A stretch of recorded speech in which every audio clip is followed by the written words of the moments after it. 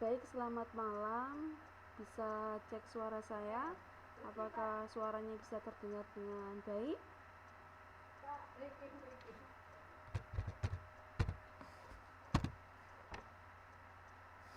Nggak ada suaranya.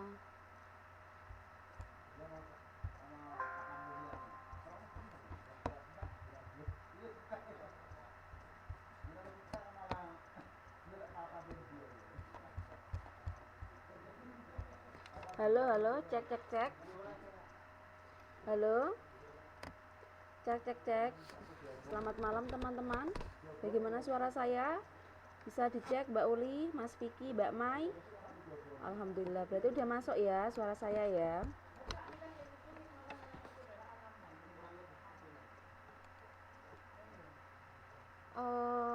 Iya, mohon maaf ya, saya cek jadwal saya, ternyata bulan lalu saya masuknya cuma sekali ya. Semoga aja sih, seingat saya sih 2 kali, tapi di jadwal saya ternyata yang kerekam cuma sekali. Ya mungkin yang satunya saya lupa. Oke, baiklah, karena sudah banyak yang masuk, saya awali dulu sebelumnya ya. Assalamualaikum warahmatullahi wabarakatuh. Pertama saya ucapkan selamat ya, karena teman-teman semua sekarang sudah memasuki semester baru ya. Sekarang sudah kelas 3 ya, kelas 3 semester 1. Itu berarti kurang 1 semester lagi. Nanti teman-teman akan lulus, kemudian akan ikut di wisuda seperti teman-teman yang sudah. Walaupun ini baru awal, dan saya lihat ada beberapa yang baru ya. Jadi mungkin saya perlu perkenalan ya, mengulang kembali. Mungkin Mbak Mei sudah paham dengan saya. Yang pernah masuk kelas ini kan setahu saya Mbak Mei, ada Mbak Christine, Mbak Roviana. Ini Mas Vicky kayaknya baru ya Mas Vicky ya kayaknya ya. Ya, saya biasa dipanggil Bu Atfi ya.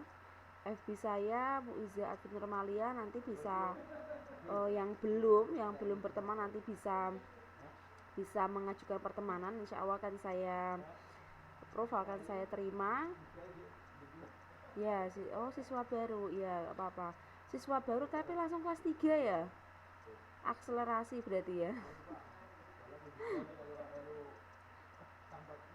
Ya, salam kenal semua. Untuk malam hari ini ya, saya ingin melanjutkan materi yang dulu belum saya sampaikan, karena walaupun kalian sekarang sudah memasuki kelas 3 semester 1, tapi saya rasa saya punya kewajiban untuk menyelesaikan materi yang belum saya sampaikan ya.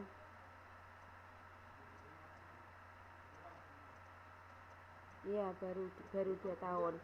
Ya, jadi saya akan mengulas materi di semester lalu ya. Bagi Mas Vicky nanti tolong menyesuaikan saja dulu ya untuk materinya. Insya Allah nanti setelah materi di semester ini selesai, maksud saya di semester lalu selesai, nanti saya akan memulai di semester pertama untuk kelas 3. Karena apa? Karena saya merasa ini perlu saya sampaikan berkaitan nanti dengan kalian persiapan di kelas 3 ujian nasional ya. Baik ya, saya mulai ya. Nah, kalau dulu saya sudah membahas mengenai masyarakat multikultural. Untuk malam ini adalah kelanjutannya dari yang kemarin. Kalau kemarin saya membahas pengertian masyarakat multikultural, faktor-faktor macam-macam. Nah, untuk malam hari ini saya akan membahas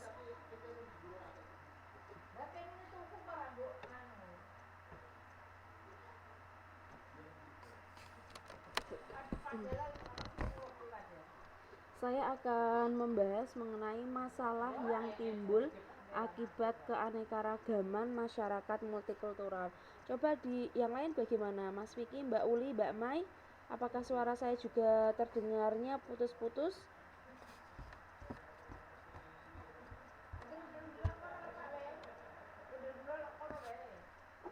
Minta respon yang lainnya, apakah suara saya memang putus-putus?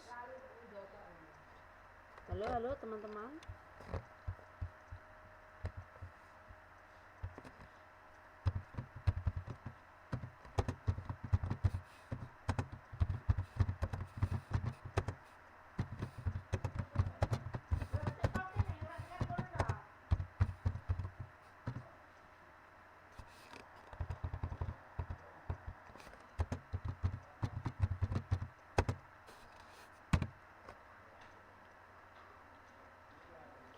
Cek, suara saya bagaimana? Apakah terdengarnya putus-putus semua?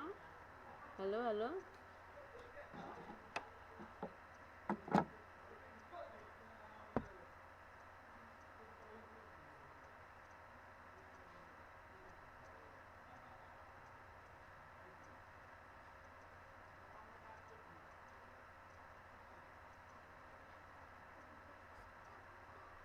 Oke, alhamdulillah terdengar ya. Jadi mungkin ini hanya punyanya Mbak Mai, mungkin berkaitan dengan sinyal ya Mbak Mai. Di tempat saya sih sinyalnya sih merah semua sih. Kalau tadi sekitar jam 7 waktu Indonesia, di sini sih hijau. Tapi nggak tahu kenapa kalau mendekati malam tuh memang sinyalnya itu cenderung merah. Mungkin karena yang menggunakan banyak ya di lingkungan saya sini. Baiklah, saya akan membahas masalah-masalah yang timbul karena adanya masyarakat multikultural. Yang pertama yaitu adanya kesenjangan multidimensional. Di sini disebutkan terdapat kesenjangan hampir semua aspek kehidupan multidimensional, berarti mencakup seluruh aspek kehidupan yang ada, baik politik, ekonomi, sosial, dan lain sebagainya. Karena ini mencakup semua aspek kehidupan manusia. Yang kedua, dalam multidimensional ini terdapat beberapa hal. Ini praktek ya. Yang pertama adalah yang A, yaitu kesenjangan aspek kemasyarakatan. Oh, saya tinggalnya di Jawa Tengah, tepatnya di kota Jepara. Ya, saya ini menjawab pertanyaannya Mas Vicky ya. Terdengar tapi putus-putus ya. Aduh, terus gimana ya? Ya, kita selesaikan aja dengan keadaan yang seperti ini ya. Nanti teman-teman bisa melihat video ulangnya kalau sudah saya unggah ya. Semoga saja sih putus-putusnya tidak banyak ya, sehingga tidak menghambat teman-teman dalam memahami materi yang malam hari ini saya akan sampaikan. Nah, dalam kesenjangan multidimensional ini menyangkut kesenjangan aspek kemasyarakatan di mana mencakup penyelenggaraan organisasi sosial, kemudian politik dan sistem hukum. Yang kedua, multidimensional ini berpengaruh kepada kesenjangan sosiografis antara pulau-pulau, terutama Pulau Jawa, dalam hal kepadatan penduduk, kemudian kemajuan pendidikan dan tingkat kemakmuran serta keterlibatan dalam komunikasi serta telekomunikasi nasional maupun internasional. Kenapa seperti ini? Perlu kita ketahui ya. Wilayah-wilayah istilahnya Pulau Jawa ya, Pulau Jawa, kemudian Sumatera, Kalimantan dan lain sebagainya itu cenderung banyak penduduknya itu adalah di Pulau Jawa. Kenapa seperti itu?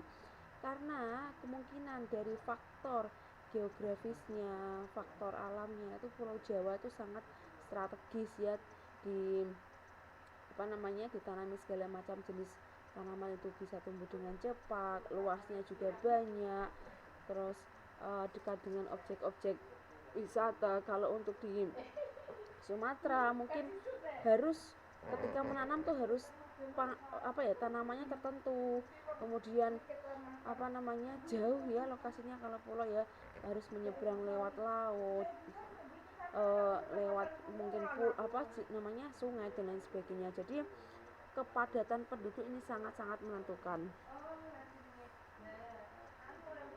Oh iya Mbak Ana, selamat malam. Mbak Rofi Ananda, selamat malam juga. Oke, kemudian kesenjangan yang berkaitan dengan aspek material, di mana perkembangan industrialisasi yang terkonsentrasi di Pulau Jawa telah memperbesar kesenjangan Jawa dan luar Jawa. Nah, nanti setelah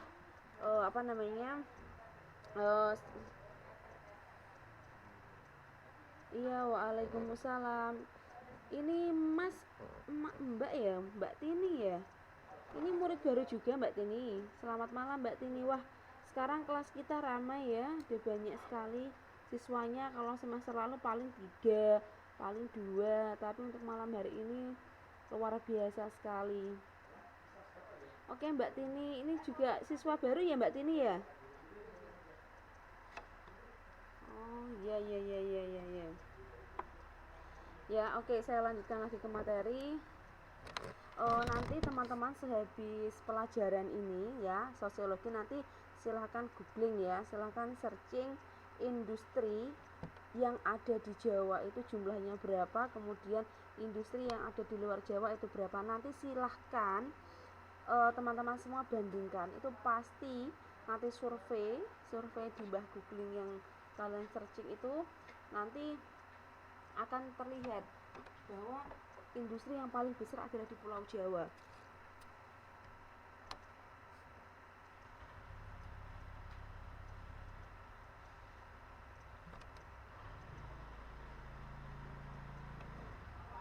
Nah, kemudian selanjutnya adalah kesenjangan antara mayoritas dan minoritas. Kesenjangan ini meliputi apa? Kesenjangan antara pribumi dan non-pribumi. Kemudian kesenjangan antara penganut agama mayoritas dan penganut agama minoritas. Seperti yang kita tahu ya, di Indonesia itu kan agama banyak sekali. Mungkin teman-teman kebalikannya ya, kalau di Taipei sana agamanya Buddha atau apa ya kira-kira kalau di Taipei, ataupun di tempat lain tuh pasti terdapat kesenjangan agama. Maksudnya adalah jumlah penganut agama A, penganut agama B itu pasti tidak seimbang, karena yang namanya kepercayaan ya pastinya berkaitan dengan keyakinan ya. Kemudian teman-teman bisa tahu ya, kalau untuk di Indonesia saya bisa mengatakan bahwa mayoritas agama yang dianut adalah agama Islam ya. Selanjutnya setelah itu ada Kristen, ada Buddha dan lain sebagainya ya. Tetapi mayoritas saya katakan adalah penganut agama Islam. Kemudian terdapat kesenjangan antara yang kaya dan miskin. Nah ini jelas dimanapun saya pastikan ada ya, nggak di sini, saya pastikan juga nggak di luar sana, di tempat teman-teman bekerja itu pasti ada kesenjangan antara yang kaya dengan yang miskin. Kemudian kesenjangan dalam bidang sosial kultural yang menyangkut struktur piramida kekuasaan. Jelas juga ya, yang namanya kekuasaan itu kan yang memiliki jabatan dia pasti sangat berkuasa dalam menentukan kebijakan-kebijakan, kemudian dalam menentukan pembatasan tuh pasti yang paling punya kekuasaan adalah dia yang menang ya. Saya yakin nggak di sini nggak di sana pasti hampir sama. Contohnya begini, ketika seseorang itu menjabat sebagai bupati ya, kemudian dia punya seorang keponakan, dia minta tolong pada bupati, ini loh keponakanmu dicarikan kerja yang nyaman, yang enak, biar nanti dia nggak capek-capek kerjanya sembarangan, gajinya juga terjamin karena dia bupati, berarti kan dia punya wewenang. Akhirnya apa, e, keponakannya tadi dicarikan kerja walaupun misalnya ya tidak sesuai dengan kapasitas kebutuhan, tapi dipaksakan masuk. Nah itulah contohnya ya, kalau orang sudah punya kekuasaan pasti dia bisa melakukan segala hal. Saya katakan segala hal tapi dengan tanda kutip ya. Oke, selanjutnya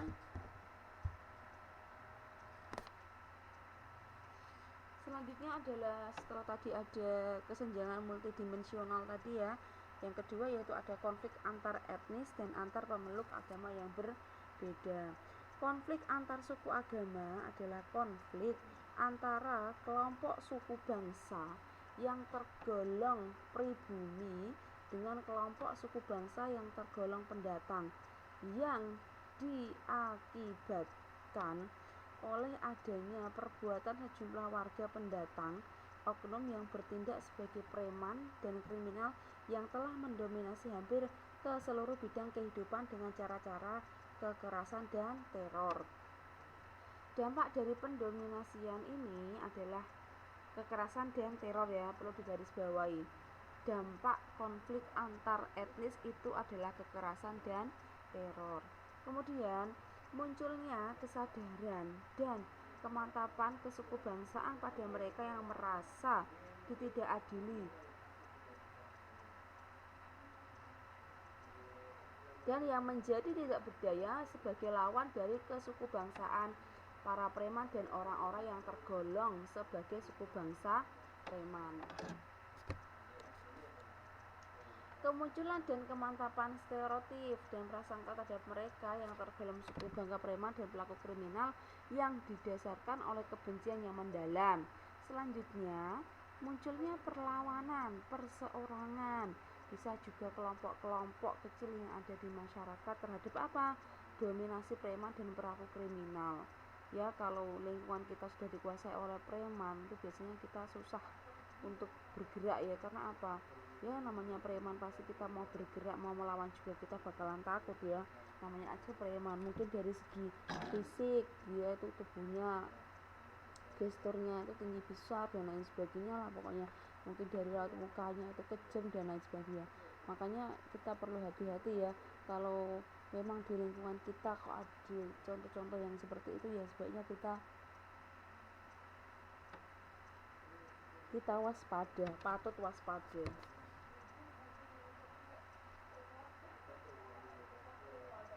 Nah, sekarang adalah masalah perkembangan kelompok sosial ya. Jadi tadi setelah munculnya masyarakat multikultural kan tadi beberapa ya. Kemudian sekarang adalah masalah perkembangan di dalam kelompok sosial. Nah, dalam kelompok sosial ini pasti yang namanya masalah itu kan pasti ada ya. Dimanapun saya rasa di hal apapun tuh pasti masalah tuh pasti terkait, mengikat lah, walaupun itu tergantung masalahnya, entah itu kecil, entah itu besar ataupun sedang. Nah pasti yang namanya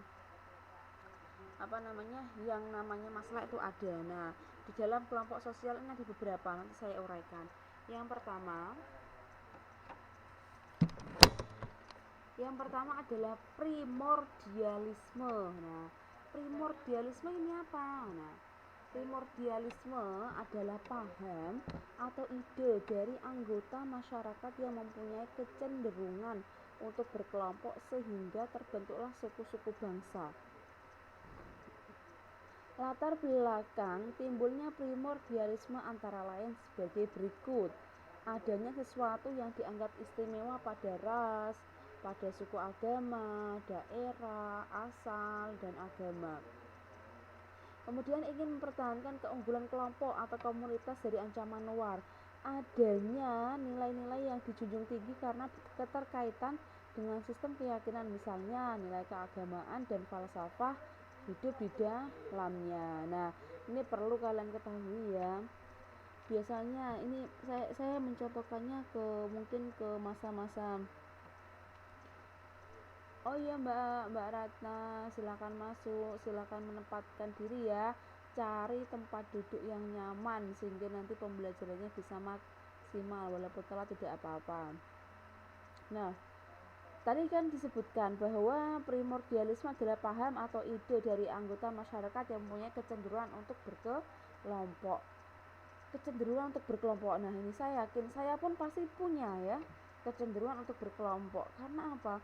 Ketika kita sudah mempunyai kelompok itu kita di hadapan yang lain, di hadapan teman-teman yang belum punya kelompok itu kita kesannya wah, saya berarti apa namanya dianggap ya orang yang dianggap mempunyai porsi lah dalam kelompok itu. Karena apa? Saya dijadikan sebagai anggota kelompok. Nah, saya yakin teman-teman misalnya nih, teman-teman kan kerjanya di luar negeri ya, saya yakin TKW ataupun TKI yang ada di luar negeri itu kan banyak ya.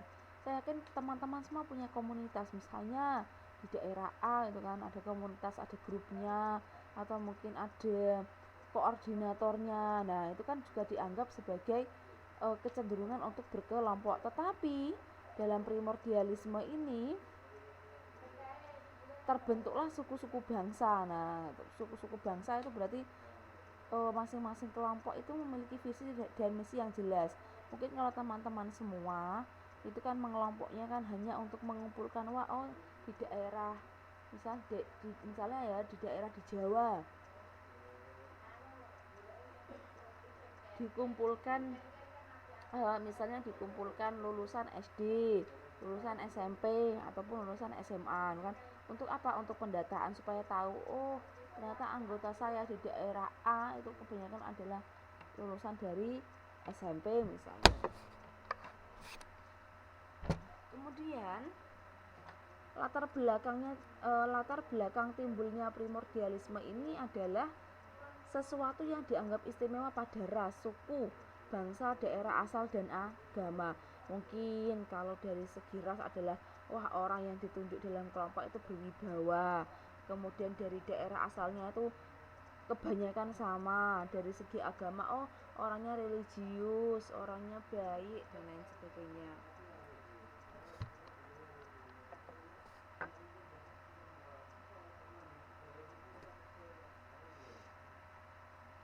Nah, kemudian dampak negatif dari primordialisme antara lain.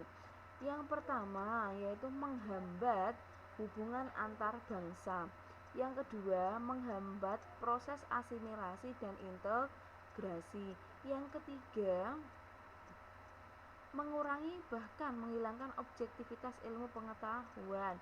Yang keempat, penyebab terjadinya diskriminasi atau perbedaan secara sengaja terhadap golongan tertentu yang didasarkan pada ras, pada agama, pada mayoritas, pada minoritas yang ada di dalam masyarakat. Yang terakhir yaitu merupakan kekuasaan terpendam atau memiliki potensi untuk terjadinya sebuah konflik antara suku bangsa yang ada di Indonesia. Jadi dampak negatif primordialisme kurang lebih di sini disebutkan 5 ya. Ketika ada primordialisme berarti kan ada kesenjangan ya. Kesenjangan tadi kan meliputi 2 hal ya. Nah, nanti kita ingat-ingat kembali. Nah, dampaknya itu pasti menghambat jelas ya. Kalau namanya kesenjangan, misalnya katakanlah kesenjangan ekonomi, ada 2 orang ya yang ingin menjalin hubungan serius katakannya. Yang satu dia dari keluarga kaya, yang satu dia dari keluarga yang kurang mampu. Nah, ketika dia memang memaksakan untuk berdua sampai tahap menikah, pasti kan itu akan menjadikan hubungannya itu terhambat. Kenapa? Pasti akan banyak yang namanya konflik di antara mereka berdua yang mungkin dicampuri oleh beberapa orang dari luar, misalnya keluarga, teman-teman, saudara, dan lain sebagainya.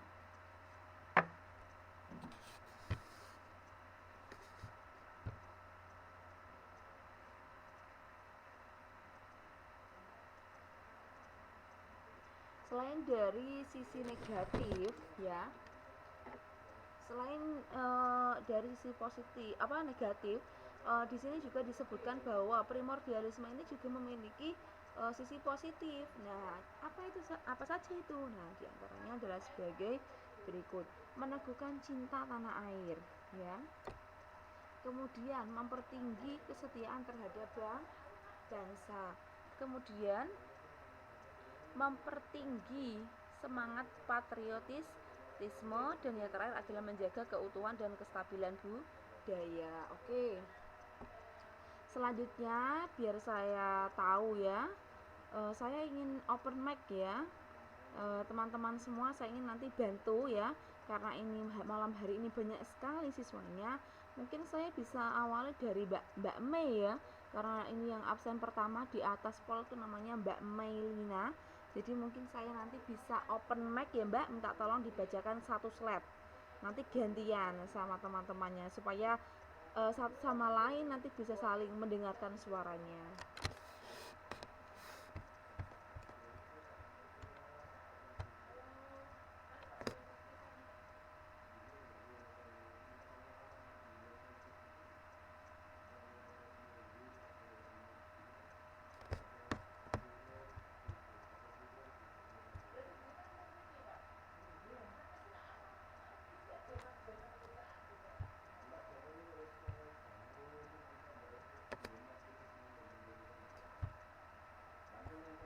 Halo teman-teman, bisa dengar suara saya kan dari sana? Halo semuanya, halo. Wah, ini diam semua, ini diamnya mungkin ada yang disambil kerja ya.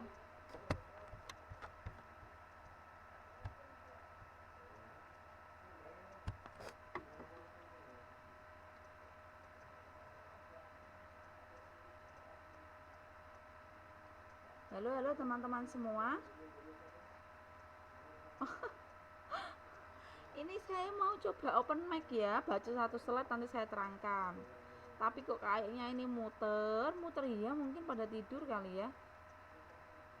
Mbak Rofi coba ya.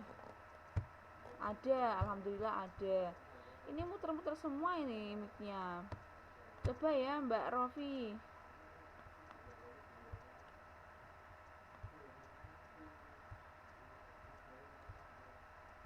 Apa kita itu aja ya, bikin ketua apa namanya, ketua kan yang cowok satu, Mas Vicky.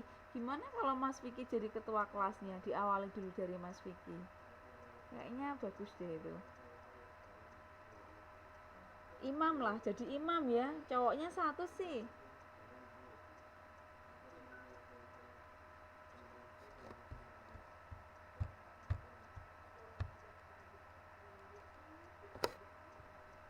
Kok ini muter-muter semua ya? Yang di sana internetnya yang hijau siapa coba? Oh gitu ya Mbak Uli. Saya ya nanti ini loh Mas Vicky, jadi ketua kelasnya ya.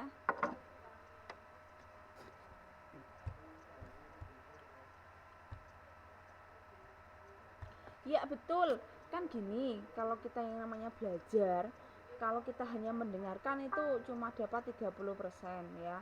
Kemudian kalau kita membaca dapatnya 30%. Kemudian mendengarkannya itu 40%. Jadi apabila sudah mendengarkan, kemudian membaca, nanti bisa 100% ya masuk. Kan yang cowok Mas Vicky aja gimana?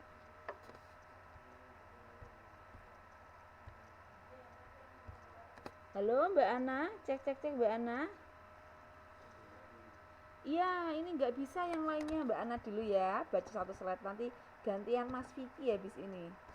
Ini soalnya Mbak Mei muter-muter, Mbak Christine nggak tahu kenapa ini nggak ngechat, mungkin ketiduran mungkin ya. Kalau nggak mungkin masih kerja. Halo Mbak Ana, Mbak Ananda, Mbak Rofi.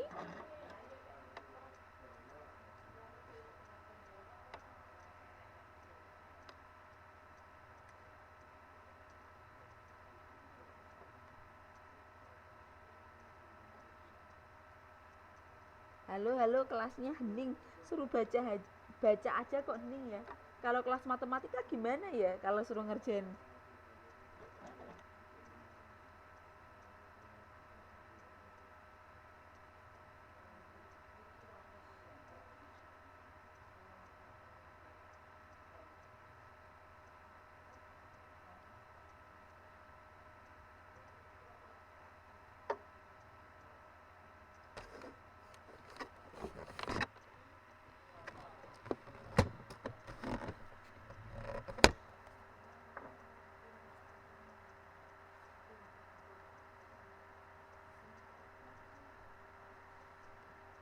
Halo, halo.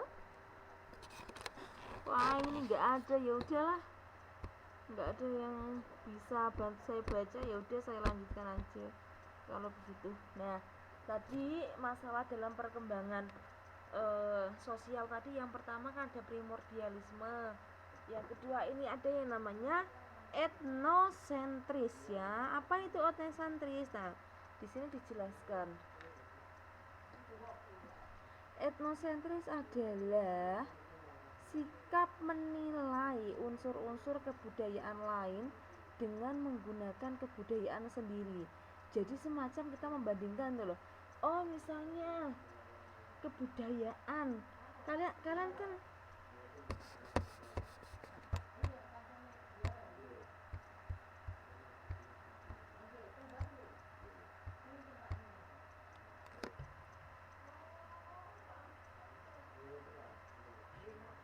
oke ya, kalian kan pasti sudah tahu ya, kebudayaan itu kan adat ya, atau kebiasaannya.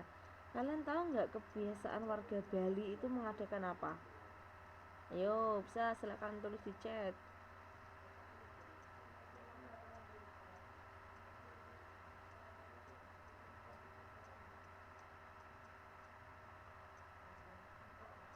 Oh gitu ya Mbak Tini ya. Waduh, gimana ya, tapi di saya merah Mbak Tini. Halo, halo, cek suara saya bagaimana? Yang lain minta responnya. Ya Allah, semoga jangan putus-putus terus lah, biar pembelajarannya maksimal. Nah, silakan ditanggapi. Kalian tahu nggak kebudayaan apa yang sering dilakukan oleh warga masyarakat Bali? Ayo, siapa yang bisa silakan ketik jawabannya. Aduh, cowok sendiri bahasanya cinta-cinta. Belajar dulu Mas Vicky, nanti cintanya nanti.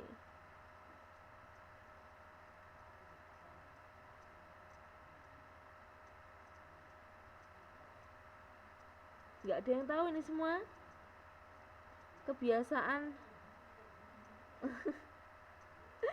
Oh alah, cinta untuk belajar tau maksudnya. Ya elah, diplesetke. Ayo, ada yang tahu nggak kebudayaan atau adat atau kebiasaan warga Bali itu apa? Ada yang tahu teman-teman? Halo. Wah, semuanya terdiam. Terdiam ini menunjukkan, terkadang menunjukkan iya, iya saya paham, terkadang menunjukkan iya saya tidak paham. Nah, ini teman-teman termasuk yang mana ini untuk kelompok sosiologi ini?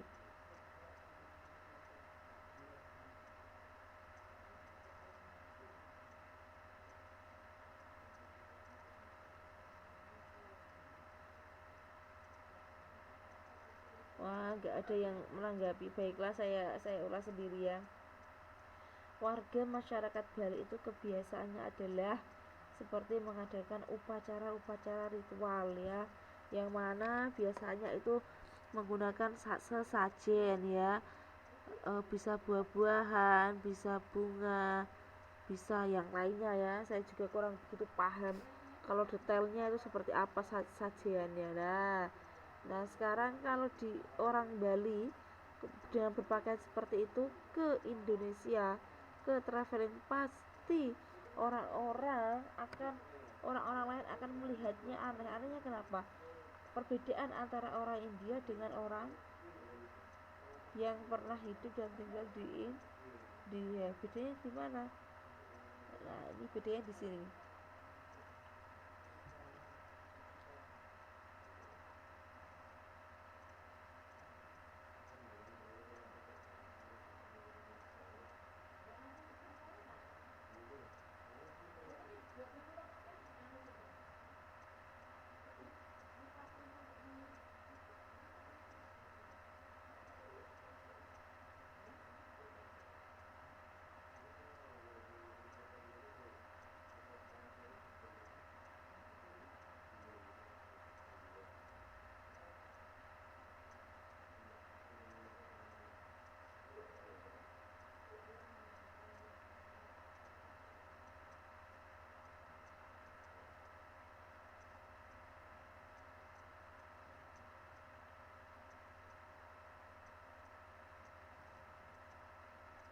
Halo, halo, halo. Oh, ulangi lagi pertanyaannya. Oke, saya ulangi lagi. Tapi tadi udah tak jawab kok Mbak Tini. Ya, next time ya, nanti ada pertanyaan lagi ya. Nah, sekarang eh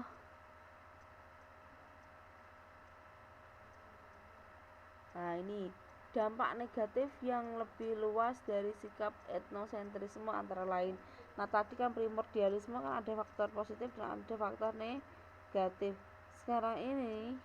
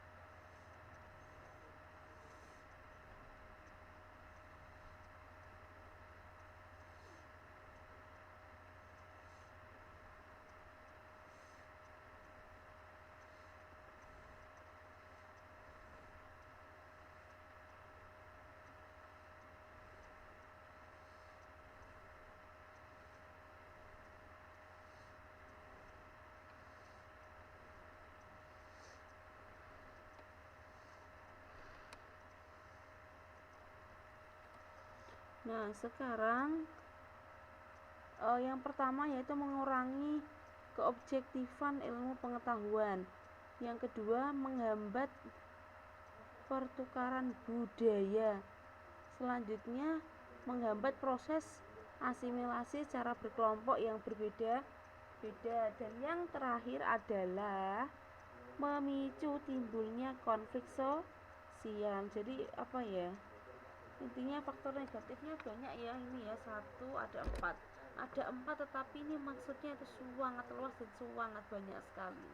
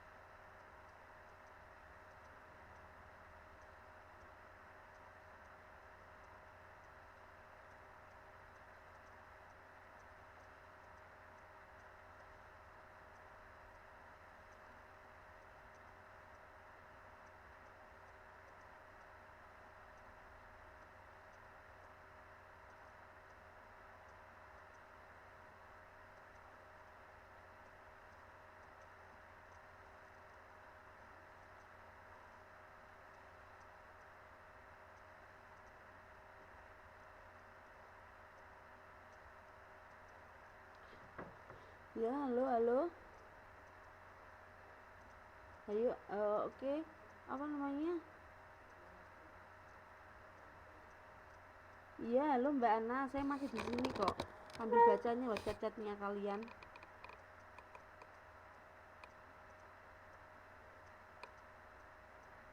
Mengurangi. Oke ya, sampai mana tadi? Aduh, tadi kok tiba-tiba saya agak sedikit ngeblank ini.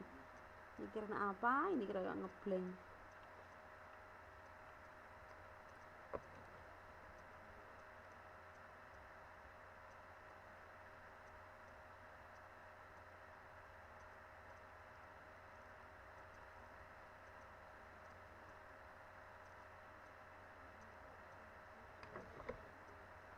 Ya, halo.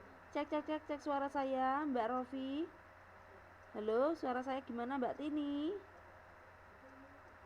Halo, halo, cek cek cek halo. Oke, Mbak Tini sudah kembali. Waduh, sinyalnya nyangkut di pohon pohon toge ini banget banget tingginya pohon, jadi sinyalnya seringnya nyangkut.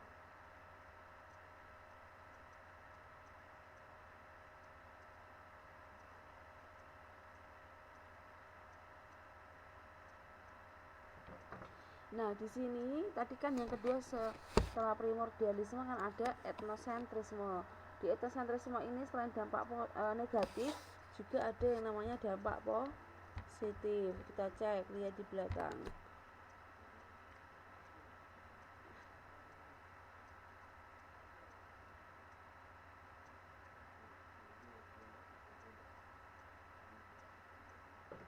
Nah, sekarang sebelum kita ke dampak dulu ya, ini ada bukti adanya sikap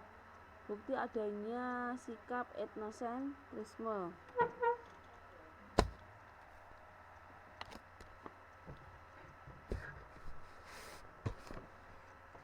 Bukti adanya etnosentrisme ini di sini adalah hampir setiap individu merasa bahwa kebudayaan yang paling baik dan lebih tinggi dibandingkan dengan kebudayaan lainnya.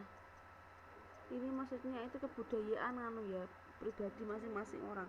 Sepertinya gini, Kak, misalnya Mas Vicky minta bantuan ke Mbak Ana untuk mengambilkan berkas.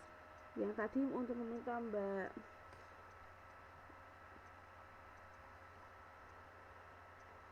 Waduh, saya lost connect nih. Sebentar.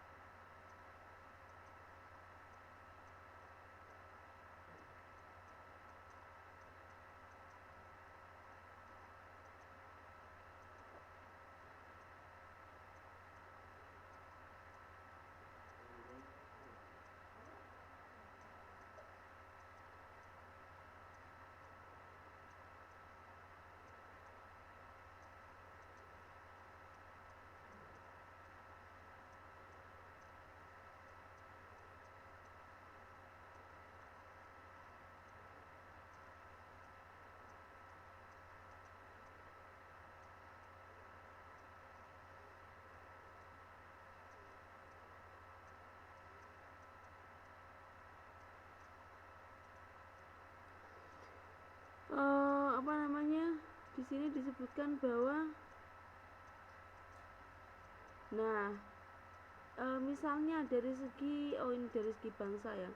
Bangsa Amerika itu bangga akan kekayaan materinya. Nah, negara yang paling besar, jumlah penduduk yang paling banyak dan lahir serta diakui dari zaman dulu adalah bangsa Amerika Serikat. Kemudian bangsa Perancis bangga akan bahasanya, yaitu bangsa Itali dengan alat musiknya. Kemudian yang ketiga ini kosong, ini harusnya tidak ada. Jadi cukup dua ya contohnya ini ya. Selanjutnya pengertian aliran politik.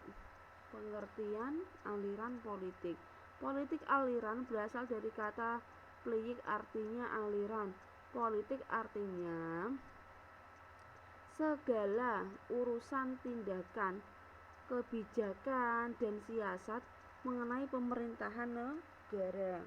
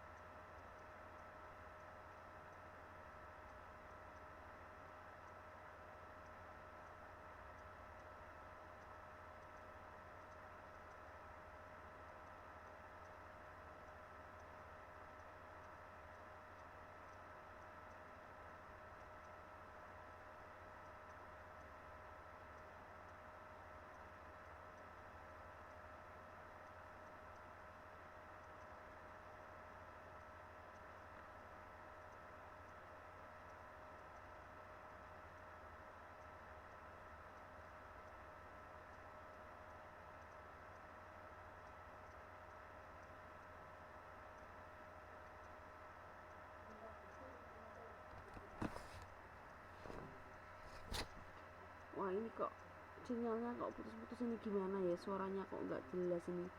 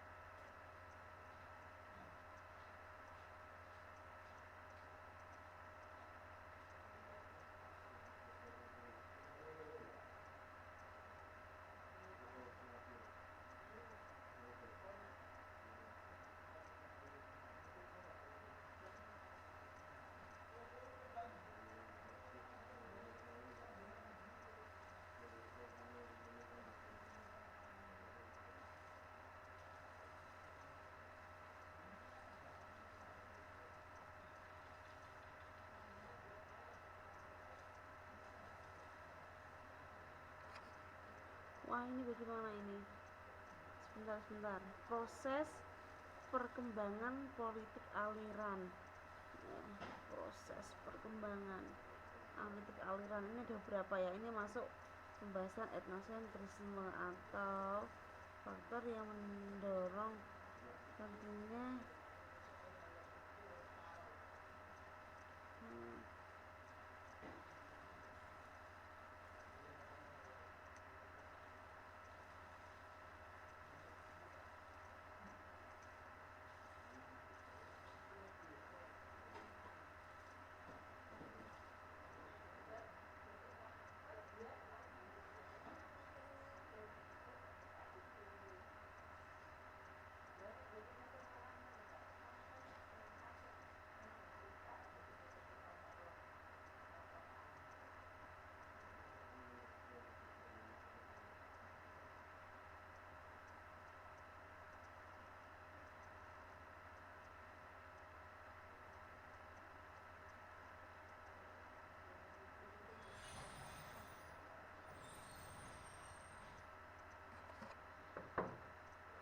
Halo, cek.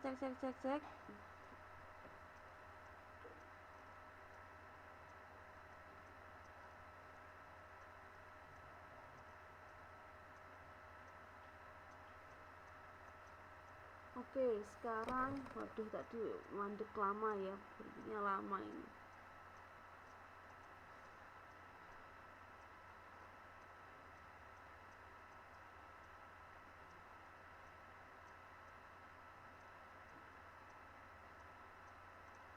Waduh, ini bagaimana ini? Proses perkembangan politik aliran, perkembangan sebentar.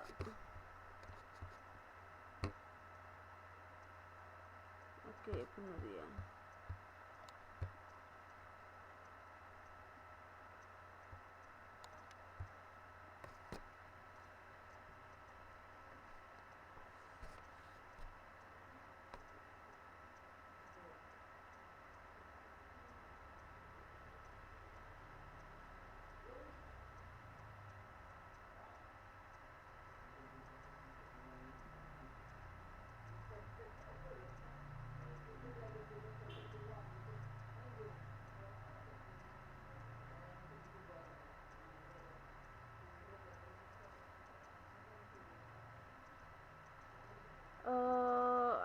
Aduh. Proses perkembangan politik aliran, perkembangan kehidupan politik, yaitu biasa dikenal dengan sistem politik sebagai konsekuensi adanya kehidupan masyarakat yang majemuk atau masyarakat yang memiliki diferensiasi sosial dan pelapisan sosial atau stratifikasi sosial. Di samping proses-proses sosial yang lain, perkembangan politik aliran di Indonesia diantaranya adalah adanya aliran politik masa lalu yang bersifat primordial, antara lain terlihat dari adanya Partai Nasional Indonesia atau PNI. Kemudian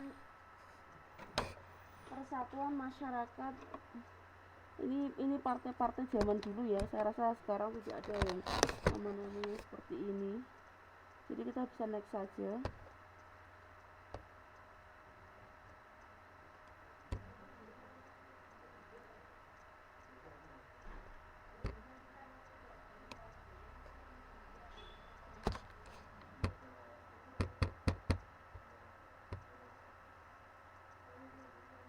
Primordial itu mbak, apa pendekan dari primordialisme tadi loh, ada penambahan disme, kesenjangan, itu maksudnya adalah kesenjangan. Wah, ini slide-nya kok ternyata udah habis. Bentar, saya cek dulu ya.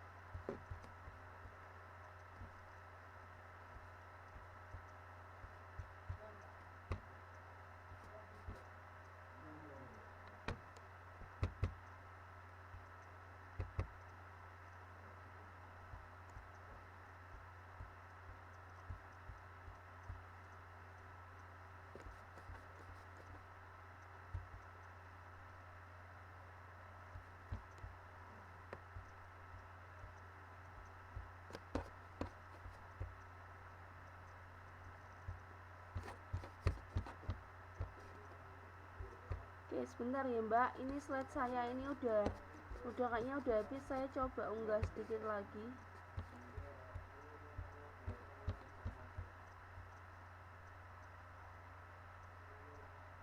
Gimana Mbak Tini? Primordial itu dari kata primordialisme ya, atau bisa dibalik sih, primordialisme itu berasal dari kata primordial atau kesenjangan. Tadi di awal kan sudah dibahas ya, kesenjangan.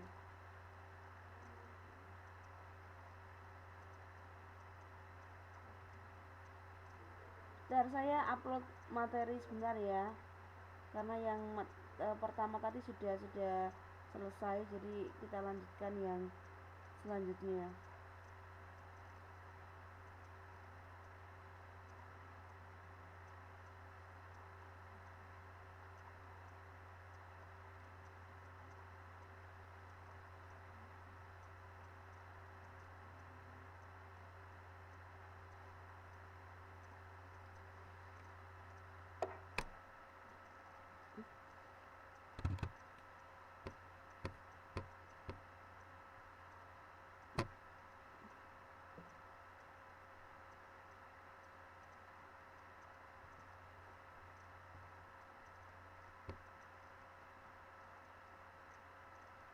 Nah ini sudah ya, tadi slide 10 coba.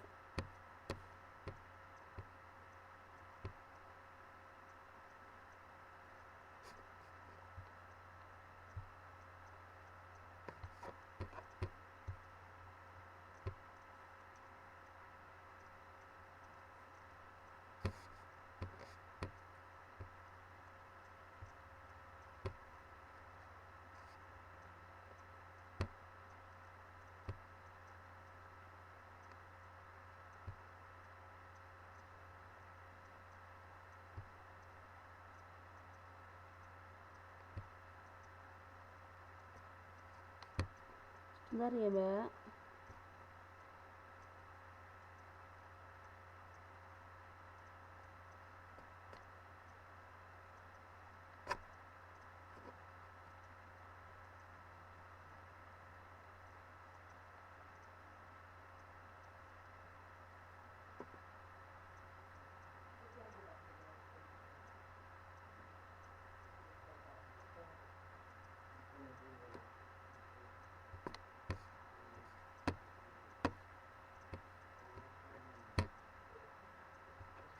Oh, video saya tiba-tiba muncul.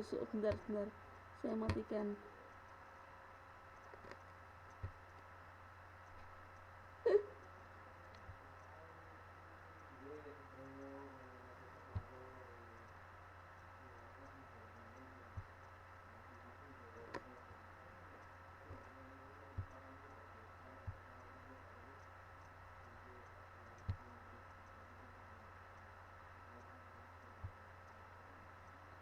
Aduh, gimana ini?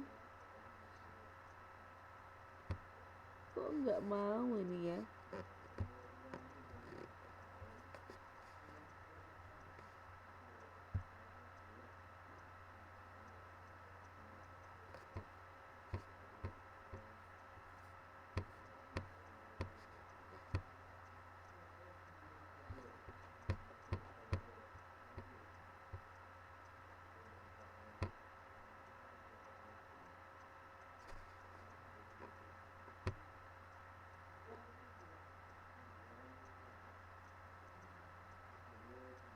Oh iya, tadi saya ingin cerita sedikit ya. Ingin cerita sedikit, tadi itu saya ada kesalahan dalam pengaturan waktu. Jadi makanya tadi muncul ya penambahan waktu, saya klik 2 kali itu 30 menit. Jadi saya rasa untuk malam hari ini kelas kita akan selesai, akan berakhir karena saya membuatnya tadi cuma 80 menit. 80 menit melihat saya memulai kelasnya sebenarnya itu dari jam 7.30 atau di sana mungkin jam 8.30. Karena mohon maaf, saya kemarin karena saya sudah lama tidak masuk di kelas kalian kan agak sedikit lupa ya jamnya. Setahu saya gini, Kalau saya nulisnya di sini jam 8, pasti di Taipei itu jamnya jam 9 gitu ya. Ternyata saya keliru. Dan tadi ada beberapa hal yang tidak bisa diterima di visit, jadinya tidak bisa masuk, bisa masuk terus. Tetapi setelah saya cross check, ternyata kesalahannya di situ ya. Saya cross checknya tuh setelah saya cross checknya itu setelah saya membuat jamnya itu jam 07.30.